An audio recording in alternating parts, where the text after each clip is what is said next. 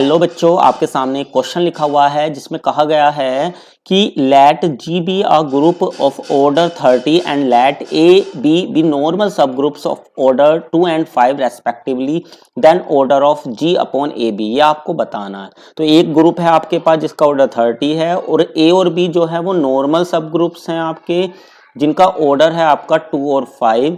तो आपको ऑर्डर बताना है जी अपॉन ए बी का। तो जो ऑर्डर होगा ना हमारा जी अपॉन ए बी का, वो बराबर हो जाएगा हमारा किसके, ऑर्डर ऑफ जी अपॉन में ऑर्डर ऑफ ए बी के। अभी हमें ऑर्डर ऑफ जी तो पता है, अब हमें पहले किसको मालूम करना पड़ेगा, ऑर्डर ऑफ ए बी। अब जो ऑर्डर ऑफ ए बी होता है इसके लिए फॉर्मूला होता है ऑर्डर ऑफ ए इंटू में ऑर्डर ऑफ बी अपॉन में order of A intersection B. अभी यहाँ पर हमें ऑर्डर ऑफ ए भी पता है, ऑर्डर ऑफ बी भी पता है, लेकिन order of A intersection B नहीं पता। तो सबसे पहले तो क्योंकि ये जो ए और बी है वो क्या है आपके इस ग्रुप जी के नॉर्मल सब ग्रुप्स हैं, और आपको ये मालूम होगा, नहीं मालूम तो जान लीजिए कि अगर आप यूनियन निकालें ना दो सब ग्रुप्स का, तो वो सब ग्रुप हो भी सकता है और नहीं भी हो सकता। जो यूनियन है वो सब ग्रुप हो भी सकता है या नहीं, तब होता है अगर ये क्या करता है, अगर ए और बी के अंदर कंटेंट हो। लेकिन जो इंटरसेक्शन होता है ना दो सब ग्रुप्स का, वो हमेशा क्या होता है, वो भी एक सब ग्रुप होता है। तो जो ए इंटरसेक्शन बी होगा वो भी क्या होगा, सब ग्रुप होगा किसका, ए का और बी का।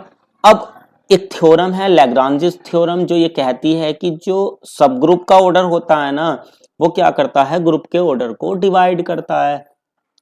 तो जो ऑर्डर होगा आपका ए इंटरसेक्शन बी का, वो क्या करेगा, डिवाइड करेगा ऑर्डर ऑफ ए को भी, और जो ऑर्डर होगा आपका ए इंटरसेक्शन बी का वो डिवाइड करेगा ऑर्डर ऑफ बी को भी।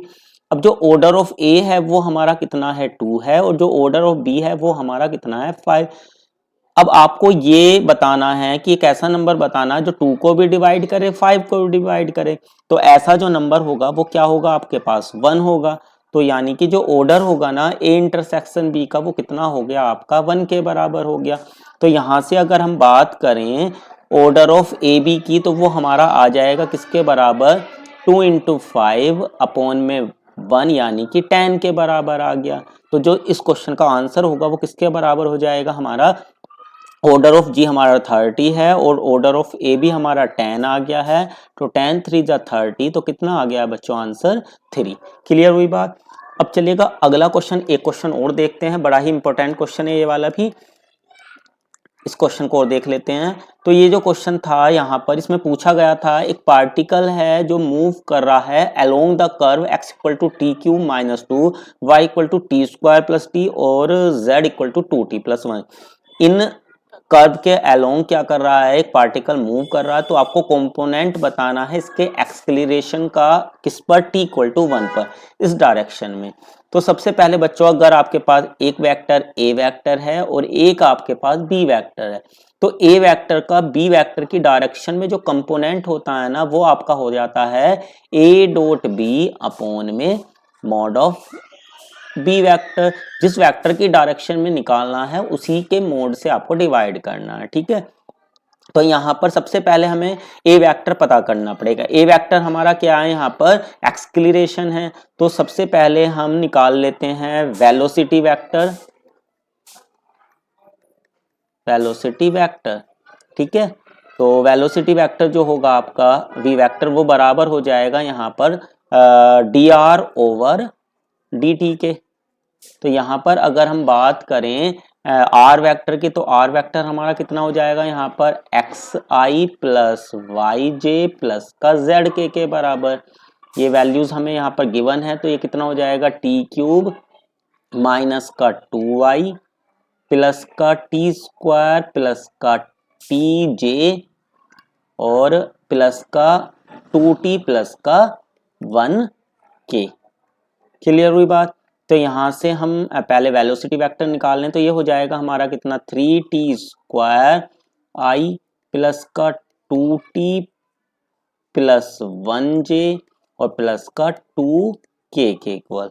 अभी हमें क्या निकालना था, यहां से एक्सक्लेरेशन, तो जो एक्सक्लेरेशन होगा वो बराबर हो जाएगा इसका अगेन डिफरेंशियल करेंगे यानी कि D square R over D T square के।